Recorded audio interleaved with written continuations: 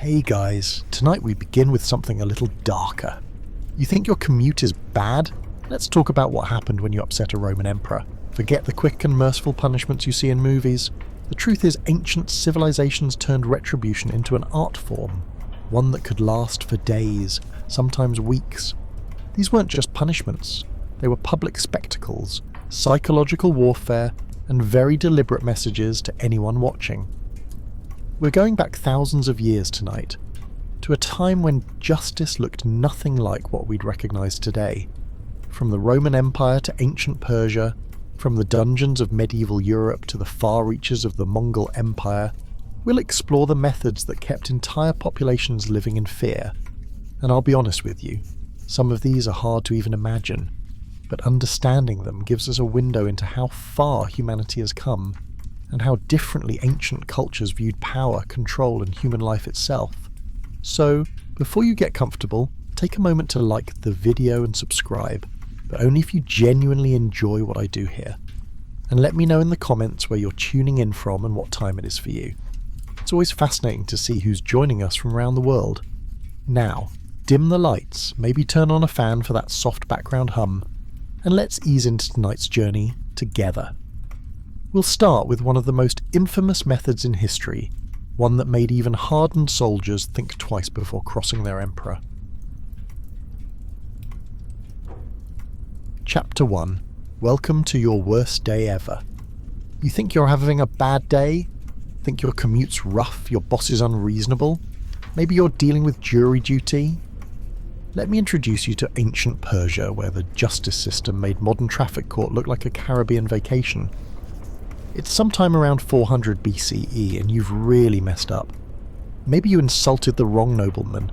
Perhaps you were caught embezzling from the royal treasury. Could be you looked at the king's favourite concubine the wrong way.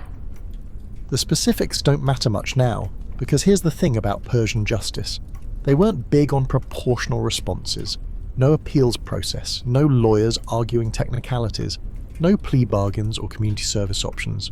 You got one trial, maybe not even that, and the sentence came down faster than you could say, but wait. Think waiting at the DMV is torture? At least they eventually let you leave. The Persian Empire didn't do timeout corners. They didn't believe in rehabilitation. Their criminal justice philosophy was simple. Make an example so memorable that nobody else would even think about committing your particular flavour of stupidity.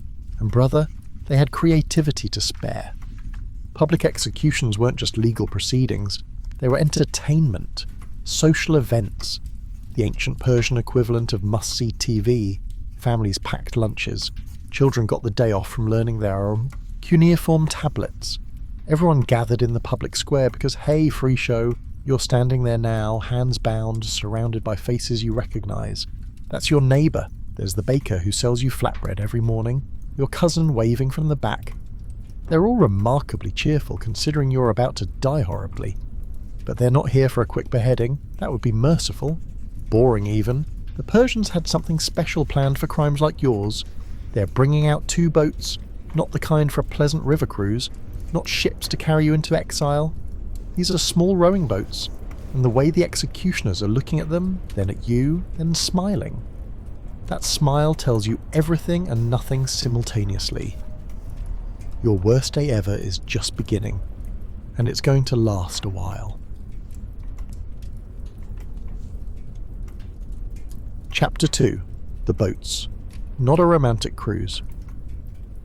You know those airline middle seats where you're wedged between 2 strangers and can't move for 6 hours? This is worse, so much worse. The guards haul out 2 boats, not the romantic gondola kind.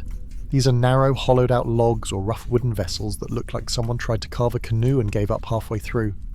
They're weathered, splintered, and smell like stagnant pond water mixed with the lingering essence of previous occupants. Yes, previous occupants. You're not the first person to experience this particular form of Persian hospitality. They strip you naked, because apparently dignity wasn't going to make it through this ordeal anyway, so why bother pretending? The rough hands of the guards aren't gentle, they're efficient, practiced. They've done this before. You're forced into the first boat. The wood is sun-baked and rough against your bare skin. Lie down, no choice in the matter. The interior is just wide enough for your torso, just long enough for your body. It's like a coffin designed by someone who wanted you to technically still be alive. Your head sticks out one end, your hands are pulled out through carved openings, your feet protrude from the other end. Everything else? Completely enclosed. Then comes the second boat. The lid to your new home. They position it over you, lining up the openings with your already exposed extremities. The weight presses down, the wood scrapes against your skin. You can feel every rough edge, every splinter, every imperfection in the grain. Now they seal it. Rope binds the two halves together. Tight. The gaps between the boats disappear as they cinch everything down. You hear the creak of wood pressing against wood, feel the increasing pressure around your entire body.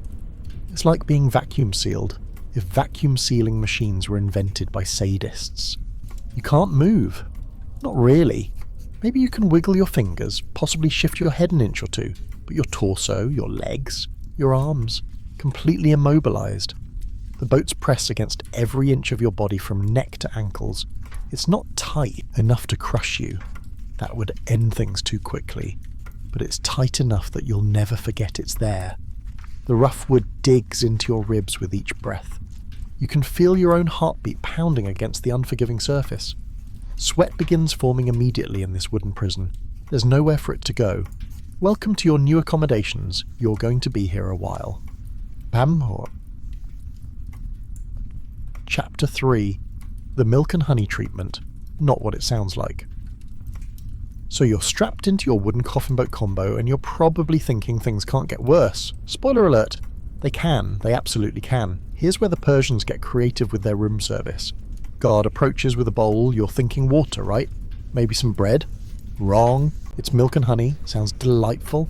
Sounds like something you'd order at a trendy brunch spot in Brooklyn. But here's the thing. You're not sipping it from a mason jar with a metal straw. They're force-feeding it to you. Your mouth is pried open and down it goes. Milk, honey, more milk, more honey. It's like the world's worst smoothie cleanse, except you don't get to post about it on Instagram. The mixture is sickeningly sweet, coating your throat, making you gag. But they don't stop, they keep pouring until your stomach distends, until you feel like you're going to burst. Why? Because milk and honey cause diarrhea. Congratulations, you're now trapped in a boat with your own digestive system working against you. It's biological warfare, Persian style. But wait, there's more. Because apparently one form of honey-based torture isn't enough. They take what's left in the bowl and start smearing it on you. Your face, your arms, any exposed skin gets the treatment. You're sticky, you're covered in sweet and sours. You're essentially being turned into human bait for what? We'll get to that. The guards lift your boat prison. You feel the movement, the swaying. They're carrying you somewhere. The sun beats down already hot even though it's morning. Where are you going? To a stagnant pond? Because of course you are. The water is green, motionless. It smells like rot and algae and things that died weeks ago. They set your boat afloat on this cesspool, pushing you toward the middle. The boat rocks gently, then settles. You're floating now, trapped in your wooden prison, surrounded by pond scum covered in honey, with your insides churning from the milk and honey cocktail. Above you, the Persian sun climbs higher. There's no shade, no relief, just you, the boats, the honey, and the heat. The temperature rises. The honey starts to heat up on your skin, getting stickier, attracting everything around. This is your all-inclusive resort package. This is where you'll stay. How long? That depends on how entertaining your executioners find your suffering. Welcome to Scaphism. Your reservation is confirmed. Heiken, and checkout isn't an option. Chapter 4. Nature's Revenge. The insects arrive. Remember that summer picnic when a single wasp discovered your soda and suddenly you were under siege? Now multiply that by 1,000, and you can't swat them away, and you're covered in honey, and you're literally fermenting in your own filth. Welcome to day 2 of Scaphism. The sun rises over the pond, and with it comes the first scout. A lone fly buzzing through the morning air catches the scent of something irresistible. That something is you, specifically the honey coating your face, your chest, your arms, The fly lands on your cheek, then another, then 10 more. Within hours, you're not a person anymore. You're a buffet. Flies swarm every exposed surface. They crawl into your nostrils. They probe the corners of your eyes. They feast on the honey while simultaneously laying eggs in the perfect incubator you've become. Because here's the thing about being trapped in a boat filled with your own waste. You're not just covered in honey. You're marinating in everything your body has expelled since yesterday. The Persians knew exactly what they were doing. Honey attracts insects. Human waste attracts insects. Combine them and you've created an all-you-can-eat advertisement visible from miles away in the insect world. The wasps arrive next. Unlike flies, wasps don't just land and feed. They investigate. They crawl across your lips, exploring. They're territorial, they're aggressive, and they're treating your honey-covered face like prime real estate. You try to blow them away with your breath, but that's literally all you can do. Your arms are bound, your legs are bound. You're a statue at the world's worst petting zoo. By afternoon, the real horror begins. Those flies that landed this morning, their eggs are hatching. Maggots, tiny white, writhing, begin their work in the accumulating waste inside the boat. They are nature's clean-up crew, except what they're cleaning up is still attached to you. You can feel them. That's the part nobody talks about. The constant tickling sensation of 1,000 tiny bodies moving across your skin. Some crawling up, some crawling down, some burrowing into places where the honey has mixed with your waste, creating open sores on your skin. The itching is unbearable. The crawling is maddening, and you cannot scratch. You cannot brush them away. You cannot escape. This is nature's revenge, perfectly orchestrated by human cruelty. The Persians didn't need to torture you directly. They just needed to ring the dinner bell and let the natural world do the rest. And it's only day 2. Chapter 5. The slow part, days 2 to 17. You think slow internet is torture? Let me introduce you to Scaphism's middle act. Day 2 arrives. The initial shock has worn off, which somehow makes everything worse. You're still alive, which is the problem. Death could take up to 17 days in this thing. 17 days. That's longer than most people's Amazon Prime shipping, and significantly less pleasant. The milk and honey mixture they're force-feeding you is keeping you alive while simultaneously destroying you from the inside out. The ultimate irony, your body desperately needs water, but all you're getting is this sickeningly sweet sludge that makes your diarrhea even more explosive. You're dehydrating despite being force-fed. It's like dying of thirst while drowning, except replace water with dessert toppings. By day 5, the insects have established a proper civilization on your body. They're not just visiting anymore. They've moved in, unpacked, started paying taxes. The flies have laid eggs in every exposed wound. Those eggs hatch into maggots that burrow into your gangrenous tissue like tiny miners searching for dead flesh gold. Speaking of gangrenous tissue, it's spreading. Those insect bites from day 1, they're infected now. Your skin is rotting while you're still using it. Imagine the world's worst case of neglected acne, except it's your entire body and it's actually necrosis. The smell is unfathomable. You've become a mobile biohazard. The wasps are particularly enthusiastic about your situation. They're attracted to the fermenting honey mixture coating your face, building small nests in your hair. It's like a horror movie, except the monster is you. Day 10. You're mostly delirious now, which is probably your brain's mercy function kicking in. Reality is too terrible, so your mind occasionally checks out. When you're lucid, you notice new problems. Your tongue is so swollen you can barely swallow the milk and honey anymore. Your executioners persist anyway. There's a famous case, Mithridates, who lasted the full 17 days. 17. Can you imagine? That's almost 3 weeks of this biological nightmare. By the end, witnesses reported he was more insect nest than man, which is perhaps history's most disturbing description. The sun rises and sets. The pond water stays perfectly still. The insects continue their feast. Your body keeps functioning just enough to experience every moment of its own destruction. Time moves differently when you're dying this slowly. Minutes feel like hours. Hours feel like days. days feel like geological epochs, and you've got potentially 15 more days to go. Sweet dreams. Chapter 6. The Historical Evidence Debate. So here's where you get to breathe a sigh of relief, maybe.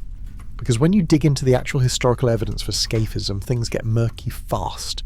It's like trying to prove your friend's cousin's roommate's story about that crazy party. Everyone's heard about it, but nobody was actually there. Your main source, a Greek guy named Plutarch writing centuries after the fact. He's basically the ancient world's version of someone sharing a Reddit post from 2003. He tells the story of a Persian soldier named Mithridates who allegedly got the Scaphism treatment for 47 days. 47 days. But here's the thing, Plutarch was Greek. The Persians and Greeks weren't exactly exchanging holiday cards. They'd been at war for generations. Writing horrible things about your enemies? That's Propaganda 101, and humans invented that particular playbook long before cable news. You start noticing some problems, no Persian sources mention Scaphism, zero, zilch. It's like if all your information about American history came exclusively from British tabloids during the Revolutionary War. You might get a slightly biased perspective. Ancient writers loved a good horror story. The gorier, the better. It's the same impulse that makes people slow down to look at car accidents, except they were writing it down for posterity.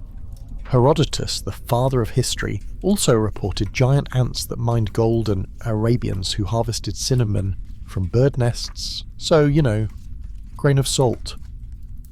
Meanwhile, actual Persian legal codes that survived? Pretty standard stuff. Fines, imprisonment, execution for serious crimes, boring, predictable, nothing involving boats and honey. The Persians were actually famous for having one of the more organised legal systems of the ancient world, man. They invented the postal service, for crying out loud. These were bureaucrats, not torture porn screenwriters. So maybe, just maybe, Scaphism was the ancient fake news. A Greek horror story told around campfires to make children behave and soldiers hate their enemies. Or maybe it really happened once, got wildly exaggerated, and became the ancient equivalent of an urban legend. Either way, you can probably sleep a little easier tonight. Probably. Chapter 7. Why this punishment perfectly captured ancient fears. You want to understand why Scaphism worked so perfectly as a deterrent. It's because it hit every single horror note on the ancient Persian fear piano. Think about what terrified people most in the ancient world. Public humiliation? Check. Slow, agonizing death? Double check. Your body becoming a literal feeding ground for insects? Oh, we're just getting started. The genius, if you can call it that, was in the combination. Modern executions try to be quick and somewhat dignified. Even the worst ones aim for efficiency. But Scaphism is like someone made a checklist of everything humans instinctively dread and said, let's do all of it at once. Here there's the exposure. You're stripped naked, covered in milk and honey, floating in a stagnant pond. Everyone can see you, your neighbours, your family, that guy you owed money to. It's the ancient equivalent of being live streamed at your absolute worst moment, except it lasts for days. Then comes the violation. Insects crawling into every orifice, your body literally becoming home to the things you'd normally swat away without thinking. It's an invasion on a cellular level. But here's what really made Persian hearts stop. The burial issue. Ancient Persians took their death rituals seriously. Zoroastrian tradition demanded specific practices for the dead. Bodies needed proper treatment. Instead, with Scaphism, you're decomposing while technically still alive. You're denied any semblance of dignity in death. Your corpse, because let's be honest, by day 3 you're mostly corpse, becomes unrecognisable. There's nothing left to bury properly, nothing for the priest to purify. You're erased, body and soul. And everyone watching, they're taking notes. Mental notes written in pure terror. Don't commit treason suddenly seems like the easiest life advice ever. That's the deterrent value right there. Modern cruel and unusual punishment debates focus on pain levels and suffering duration. Ancient Persians understood something darker. The fear of complete annihilation, body and spirit, is worse than simple death. It's psychological warfare wrapped in an execution method, and it worked disturbingly well. If you think the Persians were creative with Scaphism, wait until you hear what the Romans did when they really wanted to make a point. Pause. While the Persians preferred a slow, insect-driven demise, the Romans took a completely different approach to punishment, one that involved livestock, leather, and a very unfortunate trip to the bottom of a river. We're talking about Poena Cullei, a punishment so bizarre and theatrical that it makes Scaphism look almost straightforward. Pause. This wasn't just about execution, it was about sending a message wrapped in symbolism, sewn into a sack and tossed into the depths. Let's dive into Rome's weirdest leather bag of nightmares. Chapter 1. Family Values, Roman Style. You think your parents were strict? Let's talk about ancient Rome. Picture this. It's the 3rd century BCE, and you're living in a society where your father owns you. Not in the metaphorical my house, my rules, where your dad might have dropped during your teenage years. No, we're talking actual legal ownership. Your paterfamilias, that's Roman for father of the family, has absolute authority over every aspect of your existence. He can sell you into slavery. He can arrange your marriage to literally anyone. He can beat you. And technically, legally, he can kill you. Wild, right? So naturally, killing him back is frowned upon. And when Romans frowned upon something, they didn't mess around. They created Poena Cullei, the punishment of the sack. But we're getting ahead of ourselves. Here's what you need to understand. Roman society was built on family loyalty, like your phone is built on battery life, except when Roman family loyalty died. So did civilization as they knew it. The paterfamilias wasn't just your dad. He was a priest, judge, and king of your household. He conducted the family's religious rites. He represented you in court. His authority was considered sacred, blessed by the gods themselves. Parricide, killing your father, wasn't just murder. It was sacrilege, treason, cosmic rebellion against the natural order of things. The Romans had a word for it. Nefas. Not just illegal, but fundamentally wrong on a spiritual level. You weren't simply taking a life. You were severing the link between your family and the divine. You were spitting in the face of Jupiter himself. Regular murder? Bad. You'd probably get executed. Standard stuff. But parricide? That required something special. Something that would make the gods themselves nod in approval. Something that would terrify every other Roman into never ever considering it. Enter the leather sack. Think of it as Rome's most creative solution to their most unthinkable crime. A punishment so elaborate, so bizarre, so utterly nightmarish that it makes medieval torture devices look like playground equipment. And you thought grounding was harsh, but before we get to the screaming and the drowning and the various animals involved, yes, animals plural, you need to understand why Romans created this monstrosity in the first place. Because family values, Roman style, weren't just serious, they were deadly. Chapter 2. The Pre-Drowning Appetizer. You might be thinking the worst part is already behind you. The trial's over, the verdict's been read, you're guilty of parricide, killing your father, and now you're just waiting for the end. You'd be spectacularly wrong, because the Romans don't do simple executions. That would be boring, efficient, sure, but where's the theatrical flair? Where's the public spectacle that reminds everyone why you don't mess with family values? First comes the flogging. Public naturally, because privacy is for people who didn't commit the ultimate family betrayal. You're stripped and beaten in front of a crowd that's treating this like it's opening night at the Colosseum. Think of it as the opening act, the warm-up band before the main event. Your back is raw, bleeding. Every breath feels like knives scraping your ribs. You're thinking it can't possibly get worse. Spoiler alert, it absolutely can.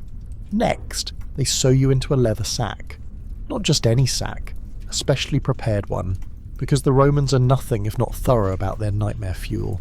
It's called a culleus, and it's about to become your final outfit. The leather is thick, probably cow or ox hide, treated to be waterproof. You know, so you don't leak out before the grand finale. The stitching is methodical. Careful. They're sealing you in like you're a particularly morbid piece of luggage. But here's where things get truly unhinged. You're not going in alone. Remember those animals we mentioned? They're joining you now. A dog, representing shamelessness. A rooster, symbolising your premature violence at dawn. Sometimes a viper, for obvious slithery reasons. And occasionally a monkey, because apparently the Romans thought, you know what this situation needs? More chaos! These creatures are as terrified as you are.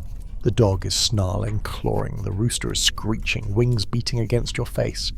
Everything is teeth and talons and panic in a space barely big enough for you, let alone a mobile petting zoo of doom.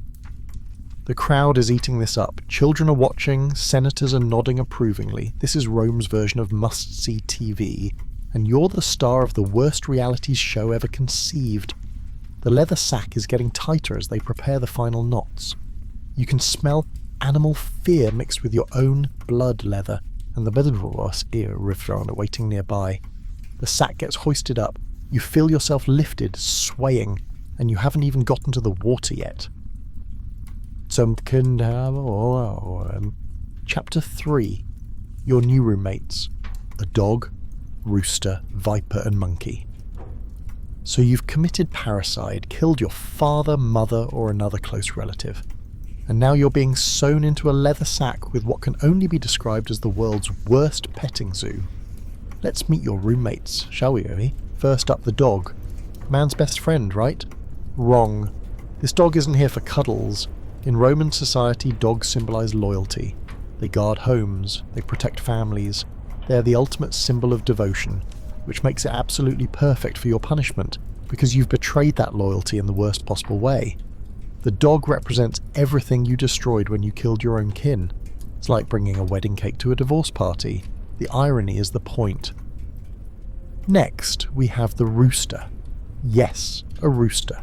That bird that wakes up the world every morning announcing the new day with its obnoxious crowing. The Romans saw roosters as heralds, creatures that proclaimed important information. In your sack, this rooster heralds your crimes to the gods. It's announcing your guilt as you sink. Think of it as Rome's version of a town crier, except this one's trapped in a leather bag with you and is absolutely furious about it. Then there's the viper, because of course there's a snake. Nothing says you're evil, quite like being locked in with a venomous serpent. The snake represents your corrupt nature, your poisonous soul. Romans associated serpents with treachery and malevolence. The snake isn't just there to bite you, though that's certainly a bonus from the executioner's perspective. It's there to embody what you've become. You're both monsters in that sack together. How's that for symbolism? And finally, there's a monkey. The monkey is perhaps the cruelest addition of all. Romans found monkeys unsettling. They looked almost human, but weren't. They were mockeries of human form, grotesque parodies of people. By throwing a monkey in with you, the Romans are saying you're no longer human. You've become a mockery yourself. You're the form of a person, the face of a son or daughter, but you acted like something less than human. The monkey is your mirror. Now imagine the chaos inside that sack. You're in complete darkness, sewn into wet leather. The dog is panicking, scratching, biting at anything it can reach. The rooster is flapping its wings in the confined space, clawing, screeching. The viper is striking blindly at the movement and warmth, which means everything. And the monkey is shrieking, grabbing, climbing over you in terror. Everyone's drowning, everyone's desperate, and you're all tangled together in this leather nightmare, creating a writhing, snapping, scratching ball of fear and pain. It's not just an execution, it's a theatrical performance of your crime, acted out by animals while you sink into the Tiber River. The Romans really thought this through, didn't they? Welcome to Poena Cullei, where even the method of your death judges you. Chapter 4. Into the River. You go. The executioners hoist the sack. You're going for a swim you didn't sign up for. They carry you toward the riverbank, and you can feel every stumbling step. The rooster is shrieking like a car alarm. The dog is whimpering. The viper is presumably having the worst day of its cold-blooded life. And the monkey? It's clawing at everything, which includes you. Here's the thing about being sewn into a leather sack with terrified animals. There was no good position. You can't protect yourself. Every lurch sends bodies tumbling. Claws scrape, beaks jab, something's tail keeps hitting your face. Then comes the throw. It's not graceful. You're a 100-pound bag of condemned human and panicking wildlife. You hit the Tiber with all the elegance of a dropped sack of potatoes. Splash, down you go. The water rushes in immediately. Leather isn't waterproof, despite what you might hope. Cold river water floods through the seams, and suddenly everyone inside is having an even worse time, which you didn't think was possible. The animals absolutely lose it. The rooster's wings beat against your chest. The dog scrambles, claws raking. The snake writhes in serpentine panic. The monkey, poor creature, is trying to climb, but there's nowhere to go. You're all just bodies in a shrinking air pocket, fighting for space that doesn't exist. The sack sinks. Of course it sinks. Leather, humans, animals, water. It's not a buoyant combination. You tumble as you descend, disoriented in the murky darkness. Which way is up? Doesn't matter. The sack isn't opening. Your lungs start burning. That's the carbon dioxide building up, your body's polite way of saying, we need oxygen actually. The animals are still thrashing, but their movements are becoming weaker. Everyone's drowning together, a truly egalitarian punishment. Most people lose consciousness in about 2 minutes underwater. The actual drowning takes perhaps 4 to 6 minutes total. It's not quick. It's not painless. It's just you and your involuntary companions sinking into the Tiber's muddy bottom. The Romans really thought this through, didn't they? Maximum horror, minimum efficiency. Welcome to Poena Cullei, where everybody loses. Chapter 5, The Spiritual Angle, Pollution and Purification. You need to understand something about the Roman mind. This isn't just about killing a murderer. This is about cosmic contamination, spiritual cleanup duty, and making sure the gods don't get pissed off at your entire civilization. The Romans believed parricide didn't just break the law, it broke reality itself. Think of it like this. You know how some people won't wear shoes indoors because it tracks in dirt? The Romans felt that way about parricide, except the dirt was spiritual pollution that could contaminate the entire earth. And unlike your carpet, you couldn't just vacuum it up. When you killed your father, you created what the Romans called nefas, a crime so obscene it made the ground itself unclean. The earth literally rejected you. You were walking pollution, a human toxic waste spill that needed special handling. This is where the water comes in. See, drowning you in a river or the sea wasn't just creative execution, it was spiritual dry cleaning. Water purified, water cleansed, water washed away the contamination you'd created. By throwing you into the depths, the Romans were essentially hitting the cosmic reset button. But here's the extra nasty part. You couldn't be buried properly. In Roman culture, proper burial was everything. It's like if someone deleted all your social media accounts after you died, except infinitely worse because the Romans believed your soul literally couldn't rest without the right funeral rites. No burial meant no peace in the afterlife, just eternal wandering, forever homeless in the land of the dead. And you definitely weren't getting buried in Roman soil, that would defeat the whole purpose. Your polluted corpse couldn't contaminate sacred Roman earth. That's partly why they sealed you in leather. It created a barrier between you and the ground. Then they dumped you in water, which carried you away from civilization entirely. It's efficient, really. One punishment, multiple spiritual benefits. The animals in the sack? They added another layer of symbolic contamination. These creatures represented the unnatural, the chaotic, the inverted order of things. You'd violated natural law by killing your parent. So you got sewn up with beings that Romans considered equally unnatural and impure. You became a floating curse, sealed away from the world of the living and denied entry to the proper world of the dead. No grave, no marker, no memory.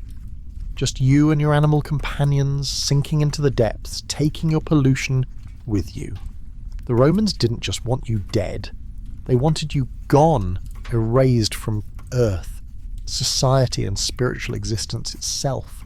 It's the ancient equivalent of blocking, deleting, and pretending someone never existed. except with significantly more drowning involved. Chapter 6. Famous cases when important Romans broke the rules. So you want to know about actual people who got the bag treatment? Buckle up, because Roman legal records were surprisingly detailed for a civilization that thought lead pipes were a great idea. The first name we know, the unlucky pioneer of this nightmare, is Publicius Malleus, year 101 BCE. This guy didn't just kill his mother. That would have gotten him a regular execution, maybe a nice beheading if he had connections. No, Malleus had to go the extra mile and make it particularly brutal, which meant the Romans had to go the extra mile right back at him. They sewed him into the leather sack, no animals yet. That comes later, because Romans loved iterating on their punishments like a sadistic software update. Just Malleolus drowning in darkness and water, probably thinking about his life choices the whole way down. And here's where it gets interesting. The punishment evolves. It's like watching a terrible recipe get worse with each generation adding their special ingredient. Under different emperors, the bag gains its famous menagerie. A dog for disloyalty, a rooster because it attacks its own mother. Seriously, that's the symbolism they went with. A viper for cunning betrayal. A monkey because, honestly, Romans just thought monkeys were creepy and unnatural. By the time Emperor Hadrian rolls around in the 2nd century CE, the punishment has become this elaborate theatre of suffering.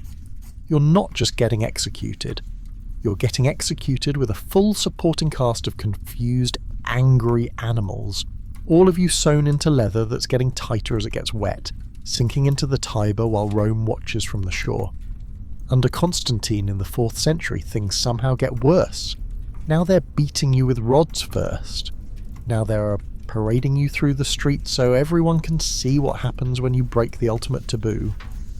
It's become less about justice and more about spectacle, which is very on brand for Rome. The cases pile up over the centuries. Most names are lost to history, because Roman record keeping was thorough but not that thorough. What survives are the legal discussions, the philosophical debates about whether this punishment was too cruel even by Roman standards. Spoiler alert, most Romans thought it was perfectly fine. Each emperor added their twist. Each generation made it more elaborate. The bag that started as simple drowning became this complex ritual of symbolic violence, where every element meant something, where every detail had been carefully considered by people who really, really wanted you to suffer creatively. Sweet dreams. Chapter 7. The Decline and Fall of the Leather Sack. You're watching the twilight of Rome's most creative punishment, and honestly, it's about time, though progress is doing some heavy lifting here. By the 3rd century CE, even Romans are starting to think the whole sack plus animal situation might be excessive. Not because they've suddenly discovered compassion, let's not get crazy, but because Christianity is sweeping through the empire like a very judgmental wave. The new Christian emperors take one look at the Poena Cullei and go, yeah, that's a bit much even for us, so they abolish it. Congratulations, hypothetical parricide. You've been saved from the leather sack. Here's the catch. They replace it with being burned alive. It's like trading a horror movie for a slightly different horror movie. Same terrible ending, different special effects. Christians figure fire is more dignified somehow, more purifying, less weird animal symbolism cluttering up your execution. You're still dead, obviously, but now you're dead in a way that doesn't require sourcing a monkey. The last recorded use of the actual Poena Cullei happened sometime in the 3rd century. After 600 years of stuffing people into bags, Rome finally retires the practice. The leather sack gets put away like that weird kitchen gadget your grandmother owned that nobody could quite explain. But here's the thing about Roman legal innovations. They stick around. The Poena Cullei becomes this legendary punishment everyone references. Later legal scholars write about it with morbid fascination. Medieval lawyers cite it in their texts, probably while feeling smug about their own execution methods being so much more civilized. Spoiler alert, they weren't. The legacy lives on in Roman law codes. It becomes this mark of extreme punishment, the gold standard for don't mess with family bonds. Future societies look back at it as proof that Romans were simultaneously brilliant and completely unhinged. Which honestly, pretty accurate. You're witnessing the end of an era. The leather sack is done. The snake, dog, rooster and monkey can finally retire from their terrible side gig. Rome moves on to new and equally disturbing ways of dealing with criminals. Progress, Roman style, still terrible, just differently terrible. If the Romans wrapped their condemned in leather bags with angry animals for symbolic purification, at least there was some twisted logic to the madness. The creatures represented chaos. The water represented cleansing. Brutal? Absolutely. But there was meaning behind the method. Pause. The ancient Chinese, however, took an entirely different approach to capital punishment. They weren't interested in symbolism or swift divine justice. Instead, they developed something far more calculated. An execution method so precise, so mathematically orchestrated, that it transformed death into a carefully choreographed performance. Welcome to Lingchi, Death by 1,000 Cuts, though honestly 1,000 is being remarkably generous with the actual count. Chapter 1. The execution that lasted days. When medieval China wanted to send a message, they didn't mess around with quick beheadings or simple hangings. Those were for amateurs. For the truly unforgivable crimes, there was Lingchi, death by 1,000 cuts. Though calling it 1,000 cuts was really just false advertising. Think closer to 3,000. Sometimes more, depending on how enthusiastic the executioner felt that day. Also called slow slicing, Lingchi was exactly what it sounds like. A systematic dismemberment of a living human being, piece by tiny piece, deliberately designed to keep the condemned conscious for as long as possible. It's the execution method equivalent of those cooking shows where they painstakingly explain every single step. Except instead of a souffle, you're watching someone get methodically turned into confetti. This wasn't reserved for your average criminals. Steal a chicken? You're fine. Kill someone in a bar fight? That's a paddling, maybe a beheading if the magistrate skipped lunch. But commit treason against the emperor? Murder your own parents? Kill your master? Congratulations. You just won an all-expenses-paid trip to the worst death Imperial China could imagine. And they practiced this for nearly 1,000 years. That's right. From around the 10th century until 1905, this was a legitimate judicial punishment. While Europe was burning witches and drawing and quartering people, China was over here perfecting the art of death by paper cuts, only with significantly larger knives. The condemned would be tied to a wooden frame in the public square. Sometimes they'd start with the chest, other times the extremities. The executioner had guidelines, actual written instructions on the proper order of cuts. Manuals existed for this. Someone sat down and wrote a how-to guide. The point wasn't just execution. Any idiot with a sword could lop off a head. The point was spectacle. The point was terror. The point was making absolutely certain that everyone watching understood. This is what happens when you really truly piss off the emperor. Death could take hours, sometimes days if they were particularly skilled, or particularly sadistic. Often both. Welcome to imperial justice, where mercy was for people who committed boring crimes. Chapter 2. The Science of Keeping Someone Alive. Here's something they don't tell you in medical school. The human body can survive an astonishing amount of damage if you know exactly what you're doing. Imperial China's Lingchi executioners, they knew exactly what they were doing. These weren't random guys with knives. Think of them more like surgeons, except instead of saving lives, they were professionally trained to end them as slowly as possible. They served apprenticeships, they studied anatomy. They practiced their craft with the same dedication your neighbourhood barista practices latte art, only significantly more disturbing. The average executioner trained for years before performing his first Lingchi. He learned which blood vessels to avoid, which organs could be damaged without causing immediate death, where to cut to inflict maximum pain with minimum risk of the condemned passing out or, heaven forbid, dying too quickly. Because here's the thing, making someone die is easy. Keeping them alive while systematically dismembering them, that's where the real skill comes in. The process followed a specific choreography. First came the extremities, fingers and toes one by one, Small cuts, shallow enough to avoid major blood loss. It's the warm-up act, except instead of getting the crowd excited, you're mapping out nerve clusters and testing the condemned's pain tolerance. Then the limbs. Thin slices of flesh removed in a precise order, like peeling an apple but somehow worse. The executioner worked his way inward, always avoiding major arteries. Hit the femoral artery and your victim bleeds out in minutes. That's amateur hour. That gets you a bad reputation. Between cuts there were pauses. Let the body stabilise. Let the shock wear off just enough that the next cut registers properly. Some executioners use stimulants to keep the condemned conscious. Others employed techniques we'd recognise today as basic shock prevention. Elevating certain body parts, controlling blood flow. It's medieval trauma medicine, just with completely opposite goals. The tools themselves were maintained like sacred objects, sharp enough to slice clean without tearing, clean enough to prevent infection that might kill too quickly. Yes, you read that right. They prevented infection, because dying from sepsis 3 days later defeats the entire purpose. Weather mattered too. Too hot and the condemned might succumb to heat stroke. Too cold and blood wouldn't flow properly, meaning less pain. Spring and autumn were considered ideal seasons for Lingchi. There was literally an optimal climate for torture. That's the kind of detail that suggests uncomfortably thorough planning. The whole ordeal could last 8 hours if the executioner was feeling merciful, or the bribe was particularly generous. 3 days if he wasn't. 3 days of remaining conscious while your body is systematically dismantled.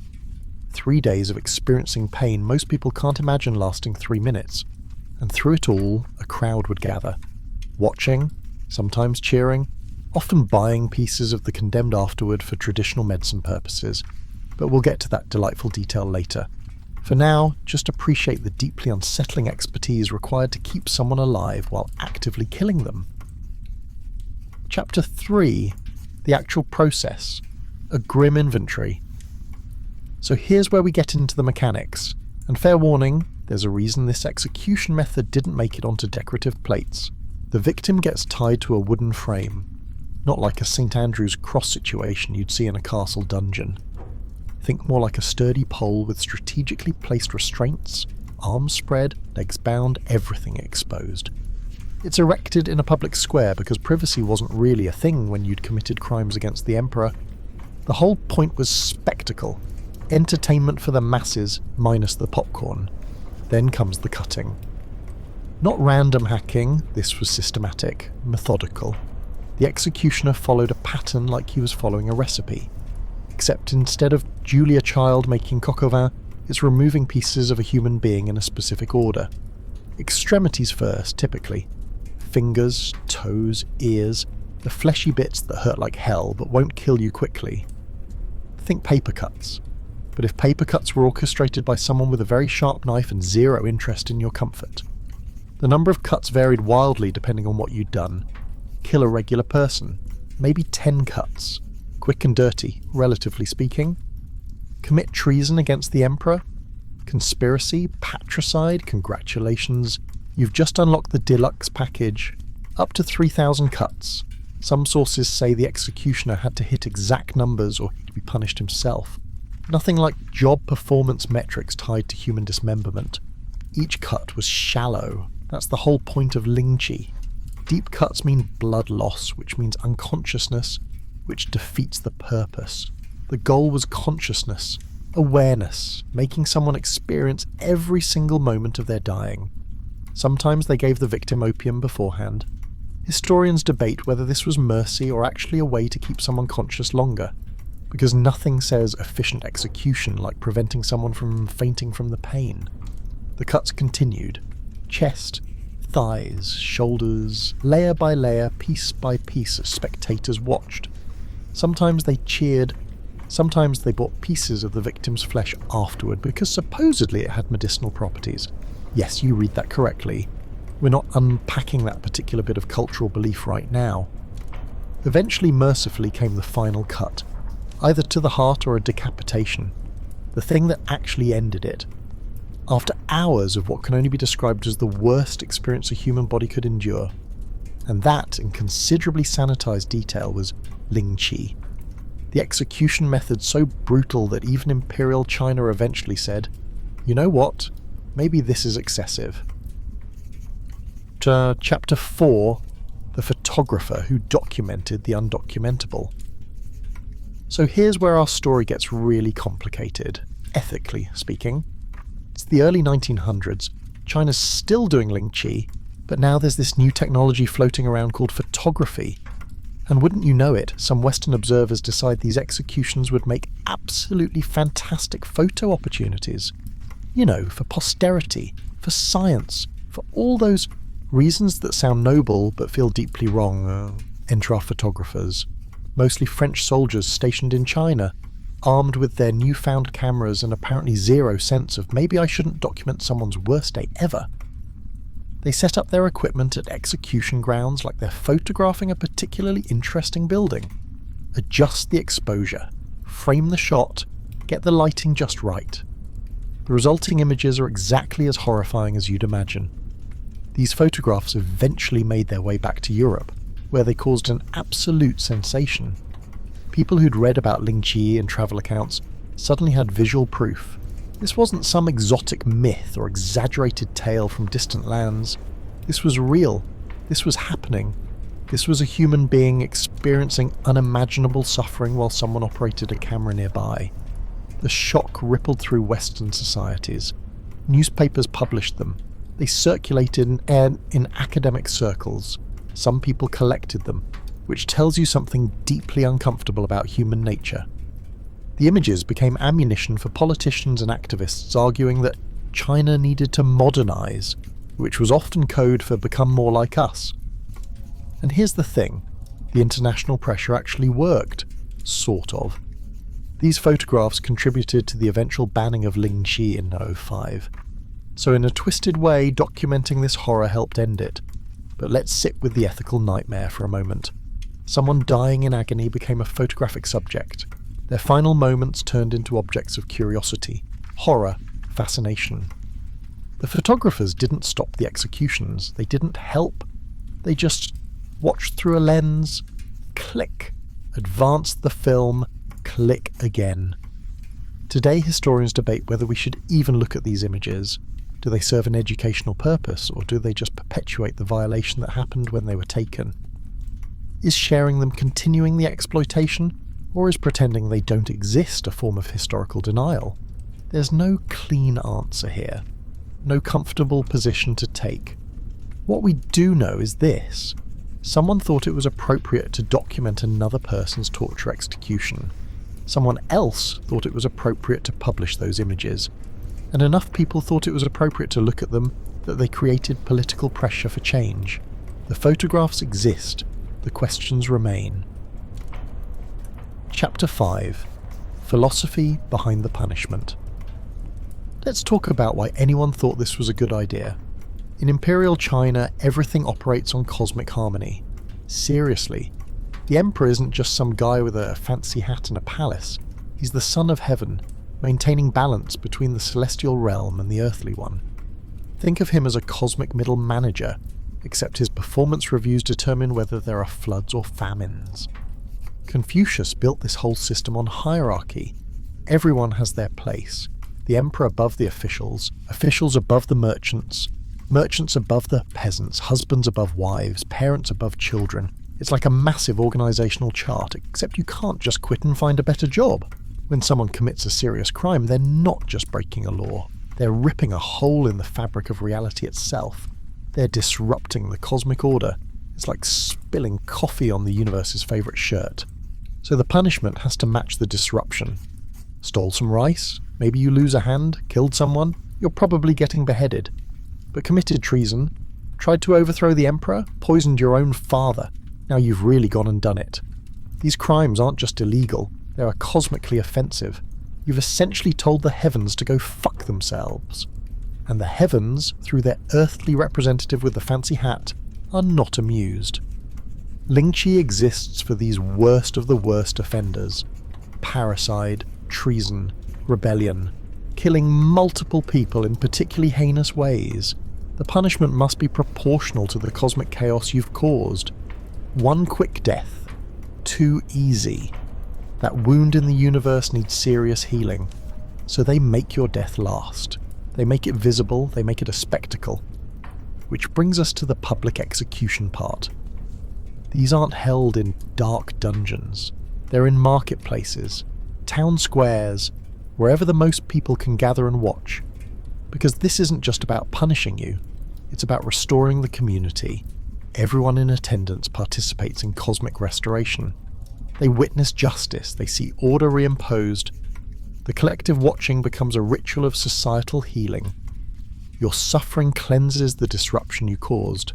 It's communal therapy, medieval China edition. Except instead of talking about feelings in a circle, everyone watches someone get methodically dismembered. The executioner becomes a sacred figure in this moment. He's not a butcher, he's a cosmic surgeon, carefully removing the cancer of disorder from society. Each cut is intentional, measured, meaningful. Does this make it less horrifying? Absolutely not. But understanding the philosophy helps explain why this practice lasted nearly 1,000 years. In their worldview, it made perfect sense. Terrifying, agonizing, brutal sense. Chapter 6. The Last Execution. 1905. Fu Juli probably didn't realize he'd be making history.